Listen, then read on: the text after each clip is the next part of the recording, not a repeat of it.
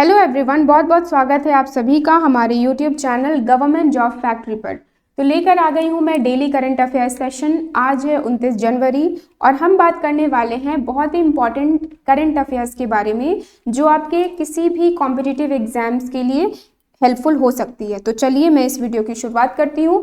पहला क्वेश्चन है, हाल ही में कौन से 2 भारतीय शहर वैश्विक वेटलैंड मान्यता प्राप्त शहरों की सूची में शामिल हुए हैं? ठीक है, भारतीय शहरों के बारे में पूछा जा रहा है। ऑप्शंस है दिल्ली, मुंबई, इंदौर, उदयपुर, चेन्नई, कोलकाता या बेंगलुरु और हैदराबाद। तो सही उत्तर है यहाँ ऑप्शन बी, इंदौर और उदयपुर। ठीक है, इंदौर और उदयपुर जो है वो इंडिया के फर्स्ट 2 सिटीज बन गए हैं जिसने ग्लोबल लिस्ट ऑफ वेटलैंड को ज्वाइन किया है। ठीक है, ग्लोबल लिस्ट के बारे में बात की जा रही है। अब अगर वेटलैंड के बारे में पूछा जाए कि वेटलैंड्स क्या होते हैं, तो वो ज्यादा नमी वाले क्षेत्र जो होते हैं, ठीक है, जो ज़्यादा नमी हो, जहाँ या तो उसे दलदली एरिया भी कह सकते हैं। ठीक है, अब इंडिया में अगर वेटलैंड्स की बात की जाए तो टोटल 82 वेटलैंड्स है। ठीक है, जहाँ सबसे ज़्यादा तमिलनाडु में है 16 वेटलैंड और यूपी में है 10 वेटलैंड्स। ठीक है, अगला प्रश्न है, ऑस्ट्रेलियाई ओपन 2025 का टाइटल किस खिलाड़ी ने जीता है? ऑप्शन है Alexander Zverev, Jannik Sinner, Carlos Alcaraz या नोवाक जोकोविच। तो सही उत्तर है यहाँ ऑप्शन बी, यानिक सिनर। ठीक है, अब यानिक सिनर जो है इन्होंने लगातार दूसरी बार ऑस्ट्रेलियाई ओपन का खिताब जीता है। मतलब 2024 और 2025 इन दोनों वर्षों में इन्होंने ये खिताब जीत लिया है। ठीक है, और इस बार 2025 जो 26 जनवरी को मेलबर्न में इसकी फाइनल मैच हुई थी, ठीक है, तो इन्होंने बिना कोई ब्रेक पॉइंट गवाए अपनी जीत सुनिश्चित की। ठीक है, और किसके अगेंस्ट ये खेल रहे थे? तो जर्मनी के अलेक्जेंडर ज्वेरेव के अगेंस्ट ये खेल रहे थे और इन्होंने 3 सेटों में उन्हें हरा दिया है। नेक्स्ट क्वेश्चन नंबर 3 है, ICC emerging men's cricketer of the year का अवार्ड किसने जीता? कमिंदु, मेंडिस, यशस्वी जायसवाल, बेन डकेट या रिंकू सिंह। ठीक है, तो सही उत्तर है यहाँ ऑप्शन ए, कमिंदु मेंडिस। ठीक है, तो कमिंदु मेंडिस ने ICC men's emerging cricketer of the year 2024 का खिताब जीत लिया है। ठीक है, और ये अपने पहले 8 टेस्ट मैचों में लगातार 8 अर्धशतक बनाए हैं। या उपलब्धि को हासिल करने वाले ये पहले बल्लेबाज बने। ठीक है, साथ ही ये कहाँ के क्रिकेटर है, कहाँ के खिलाड़ी है? तो ये श्रीलंका के खिलाड़ी है। ठीक है, अगला प्रश्न है, भारत हाल ही में किस कार्यक्रम में एक पर्यवेक्षक राष्ट्र के रूप में शामिल हुआ? ठीक है, पर्यवेक्षक का मतलब क्या हो सकता है? सुपरवाइजर। ठीक है, सुपरवाइजर के रूप में कौन से कार्यक्रम में भारत शामिल हुआ है? तो नाटो, यूरोड्रोन कार्यक्रम, एशियाई रक्षा सहयोग कार्यक्रम या यूएन शांति रक्षा मिशन। ठीक है, तो सही उत्तर है यहाँ ऑप्शन बी, यूरोड्रोन कार्यक्रम। ठीक है, यूरोड्रोन कार्यक्रम में इंडिया सुपरवाइजर के तौर पर शामिल हुआ है। ठीक है, अब इसका क्या उद्देश्य रहेगा कि यूरोप के जितने भी कंट्रीज है, ठीक है, यूरोप के जितने भी देश हैं उनके साथ अपने रक्षा सहयोग का ये एक महत्वपूर्ण कदम है। ठीक है, यह घोषणा संयुक्त आयुध सहयोग संगठन द्वारा की गई है। ठीक है, मतलब OCCAR के द्वारा की गई है। ठीक है, OCCAR क्या है? Organisation for joint armament cooperation. अगला प्रश्न है, किसे हाल ही में ICC umpire of the year award से सम्मानित किया गया? ऑप्शंस है रिचर्ड इलिंगवर्थ, नितिन मेनन, कुमार धर्मसेना या माइकल गफ। तो सही उत्तर है यहाँ ऑप्शन ए, रिचर्ड इलिंगवर्थ। ठीक है, रिचर्ड इलिंगवर्थ को 2024 के ICC umpire of the year के रूप में चुना गया है और ये चौथी बार है जो इन्हें इसे एम्पायर ऑफ द ईयर के रूप में चुना गया। ठीक है, साथ ही उन्हें यह सम्मान 2025 को 26 जनवरी को दिया गया और रिचर्ड इलिंगवर्थ ने अपने एम्पायरिंग करियर में कई महत्वपूर्ण मैचों में भाग लिया है और उनके निर्णय लेने की क्षमता के लिए उन्हें सराहा गया है।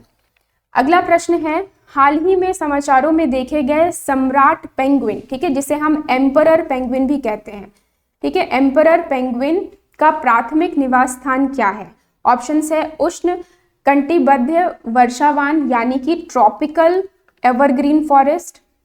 ठीक है, ट्रॉपिकल एवरग्रीन फॉरेस्ट, या तो फिर रेगिस्तानी क्षेत्र, आर्कटिक टुंड्रा या आर्कटिक में पैक बर्फ और आसपास के समुद्री क्षेत्र में। तो सही उत्तर है यहाँ ऑप्शन डी, आर्कटिक अंटार्कटिका में पैक बर्फ और आसपास के समुद्री क्षेत्र, ये सम्राट पेंगुइन जो है, एम्परर पेंगुइन, इनका निवास स्थान है। ठीक है, साथ ही एक और इन्फॉर्मेशन दे दूं कि ये जो एम्परर पेंगुइन्स है ये अब एक्सटिंक्ट होते जा रहे हैं, यानी कि लुप्त होने की कगार पर हैं। ठीक है, अब इनका निवास स्थान क्या है, तो आर्कटिक महाद्वीप और उप अंटार्कटिक द्वीपों में ये रहते हैं। साथ ही इनका अगर टाइप्स देखा जाए तो नारंगी पीले रंग के साथ साथ ये काले और सफ़ेद रंग के भी होते हैं। ठीक है, इनकी लंबाई लगभग 120 सेंटीमीटर होती है और वजन 40 केजी।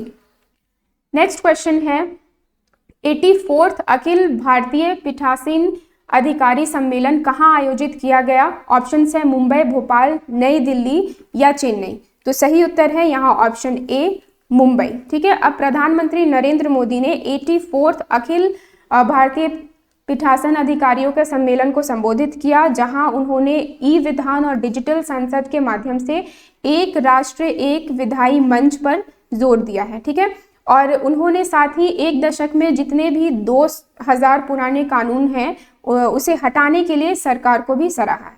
ठीक है, और इस सम्मेलन का उद्घाटन किसने किया? तो लोकसभा के अध्यक्ष यानी कि लोकसभा के स्पीकर ओम बिरला ने किया।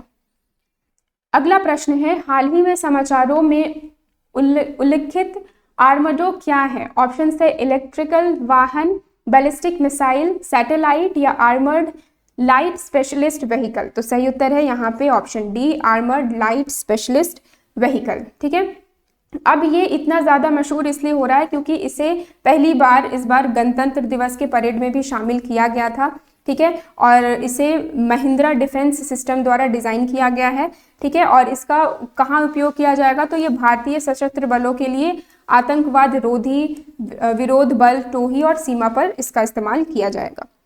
अगला प्रश्न है भारतीय सेना में सूबेदार का पद पाने वाली पहली महिला कौन बनी? ऑप्शन से प्रीति रजक, राजेश्वरी कुमारी, मनीषा कीर या श्रेयसी सिंह। तो सही उत्तर है यहाँ ऑप्शन ए, प्रीति रजक। ठीक है, तो ये बहुत ही गर्व की बात है कि सेना में फर्स्ट जो भारतीय सेना की पहली महिला सूबेदार है वो प्रीति रजक बनी है। ठीक है, अगला प्रश्न है बाजार पहुंच पहल MAI। ठीक है, MAI यानी कि मार्केट एक्सेस इनिशिएटिव। ठीक है, मार्केट एक्सेस इनिशिएटिव